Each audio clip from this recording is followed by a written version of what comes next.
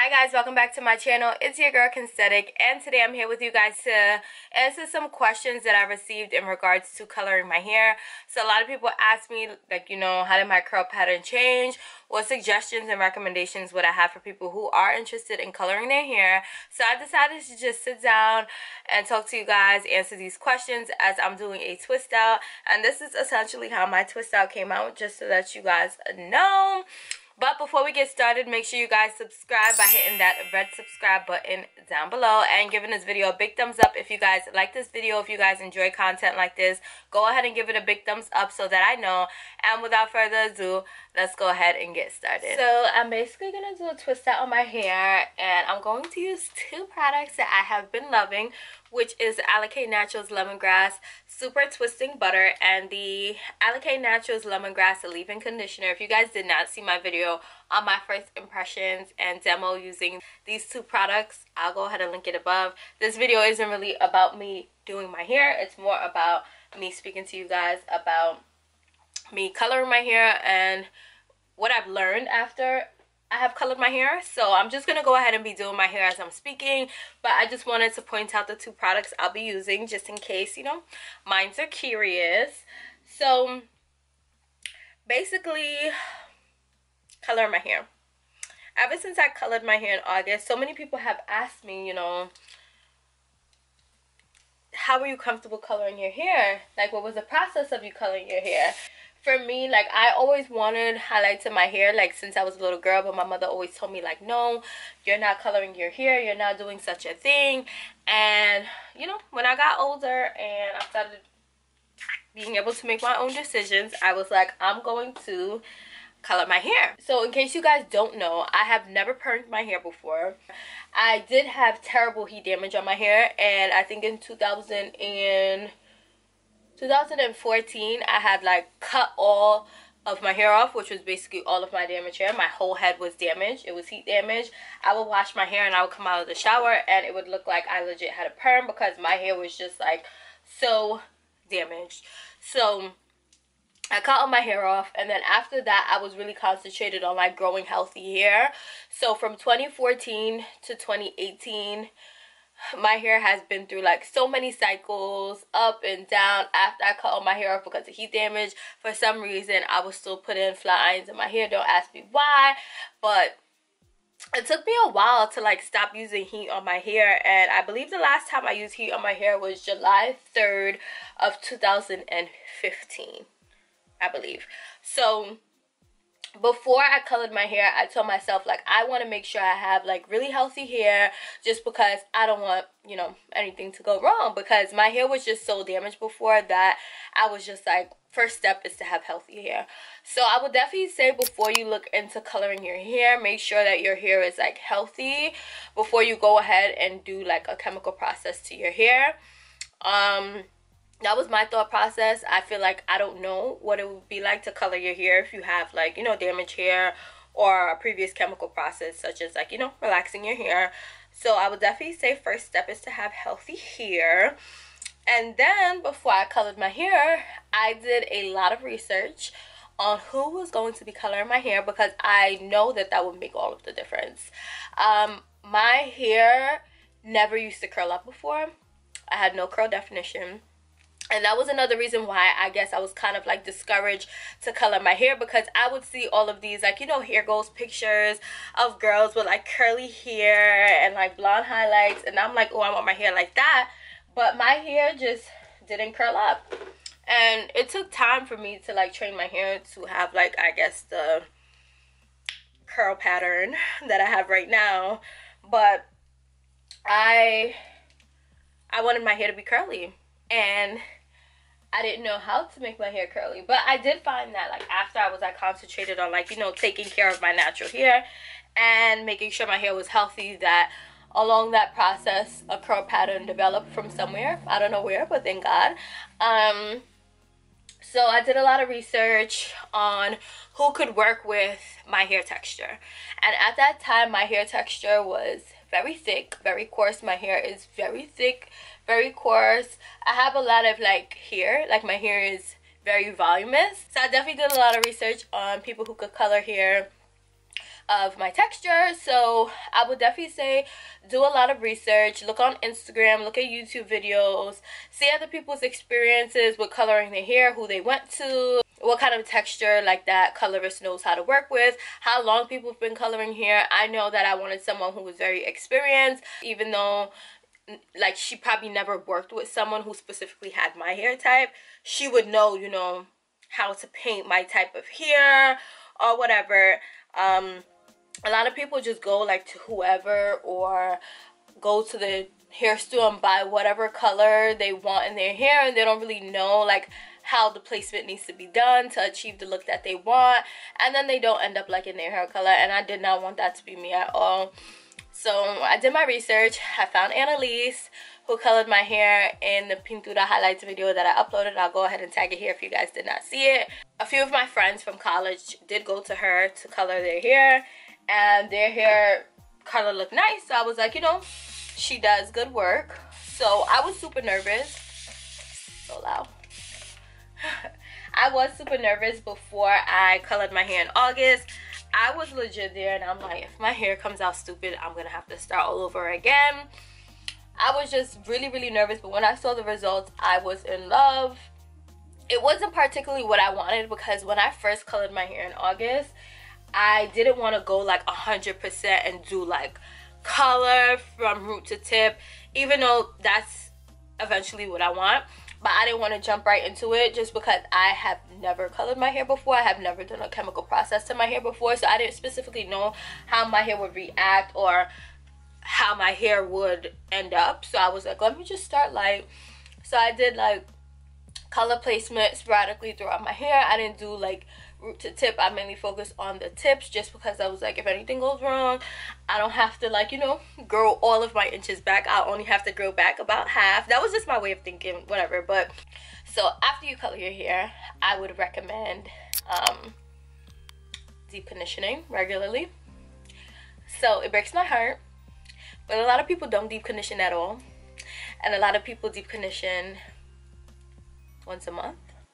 And a lot of people deep condition whenever they're told to do so, or whenever their hairstylist tell them to do so. And I don't agree with that at all. I feel like the key to healthy hair is deep conditioning. And that's just how I am. I feel like that was specifically what transformed my hair from being like damaged to being as healthy as it is today.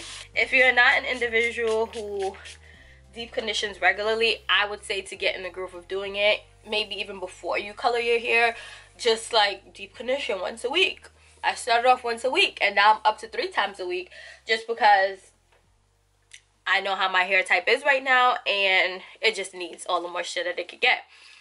So I would definitely get in the groove of deep conditioning if you don't deep condition. If you do, I would say deep condition more than you usually do. Like when I first got my color in August, my hairstylist was like, you're gonna have to deep condition twice a week. And I'm like, okay, no problem, because I was already doing it once a week, so it was no problem for me to, you know, crank it up and go twice a week.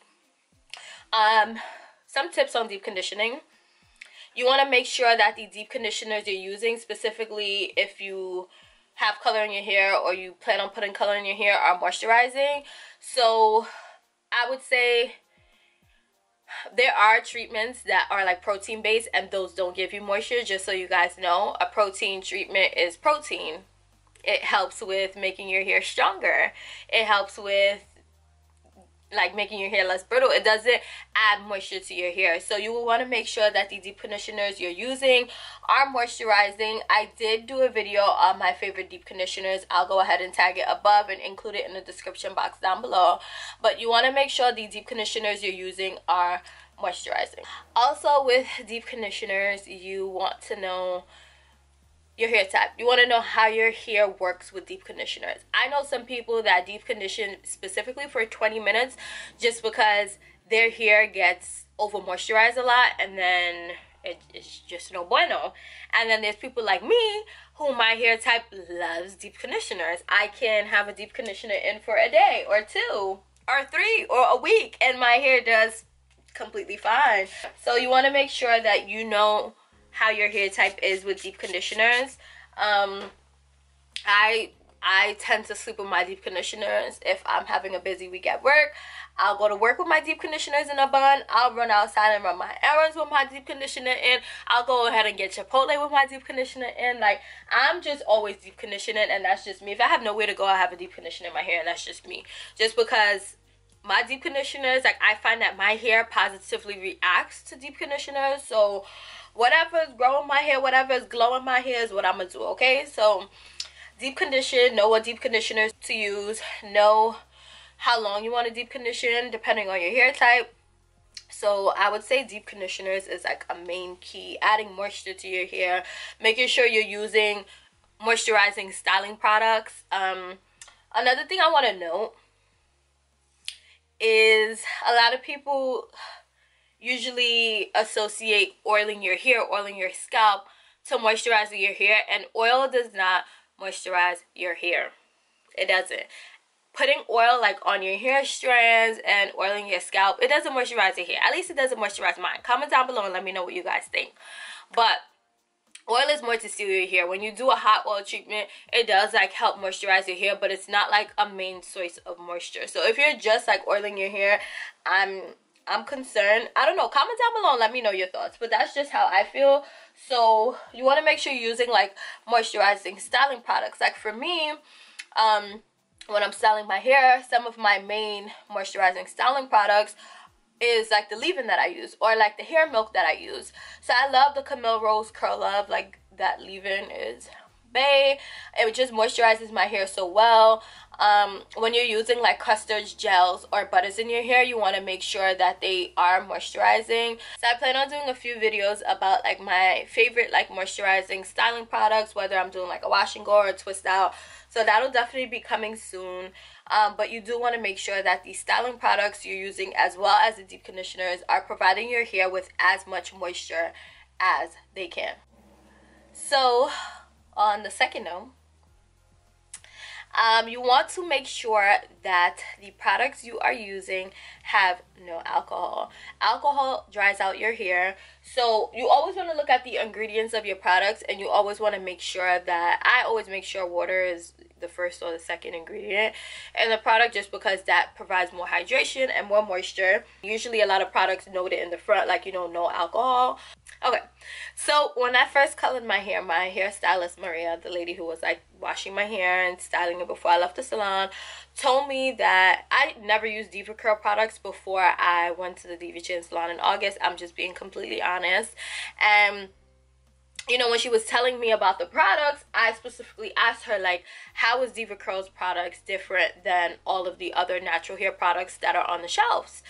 And she explained to me that Diva Curl products have no silicone, no sulfates, no parabens, and I'm like, what is that? Because as I said in my previous videos, before I got my hair done at the Diva Chin salon, I wasn't really like well versed in like, you know, product knowledge and knowing what types of products are good for the hair and what type of products are bad for the hair. So I was just asking all of these questions because I honestly wanted to know. I did not know. So she explained to me that they're no good for the hair. That's all she basically said. And I was like, okay, I'll take it and run with it and do my own research. So I'm back. I went ahead and did some more twisties because my camera was overheating. But I think the point I left off on was that I took the research she gave, the information she gave me, and I ran into my own research. So I just wanted to give you guys some pointers on these things that she said are not good for natural hair or hair in general. So the first thing is sulfates.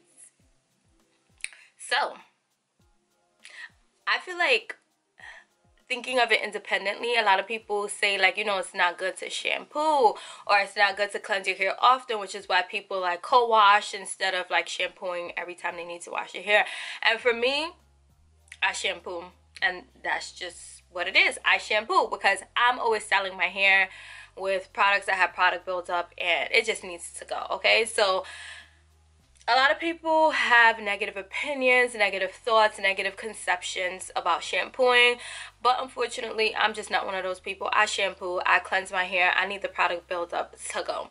So sulfates are basically cleansing agents. So They're found in household cleaners, detergents, and even shampoo. And the purpose of sulfates is to create a lathering effect to remove oil or dirt from your hair, which, as I said, I usually have a lot of product buildup just because I'm always like doing hair videos, styling my hair to go out, and I just need the product buildup to go. So me having sulfates in my products isn't really like a big thing for me, just because me personally, I shampoo, I need to cleanse my hair, I need to get rid of that product buildup, but a lot of people prefer not to have sulfates in their hair products.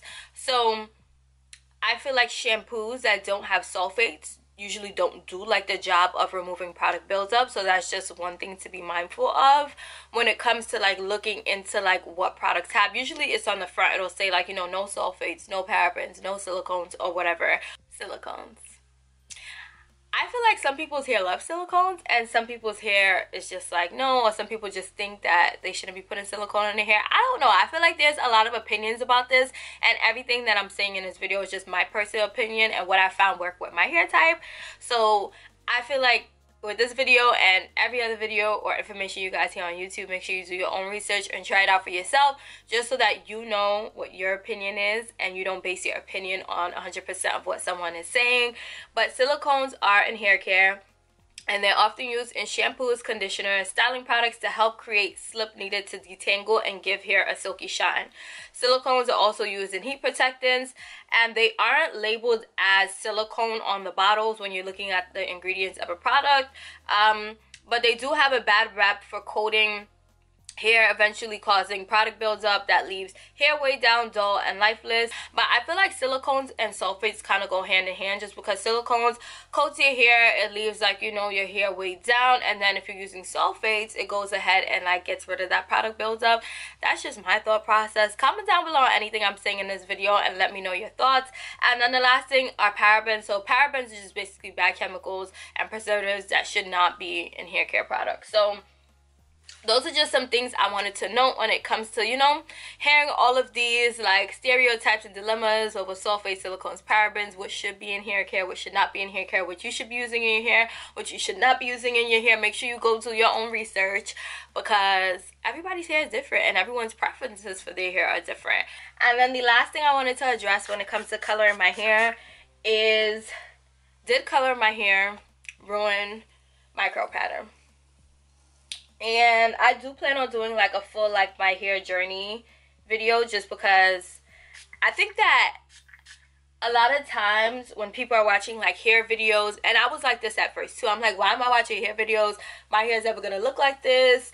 My hair is not like this at all. It doesn't perform like this.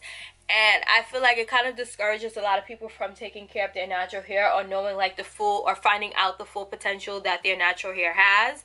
So I do want to do like a full like my hair journey, because my hair was chopped and screwed before. I'm just gonna keep it a buck with y'all.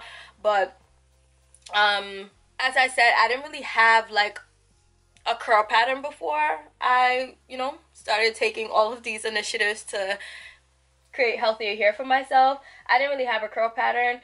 So when I did color my hair, I found that coloring my hair actually gave my hair more curl definition, which makes sense, because if you do have like different colors in something such as like hair, it just adds more dimension. It's like similar to like contouring and highlighting our face. It adds more dimension.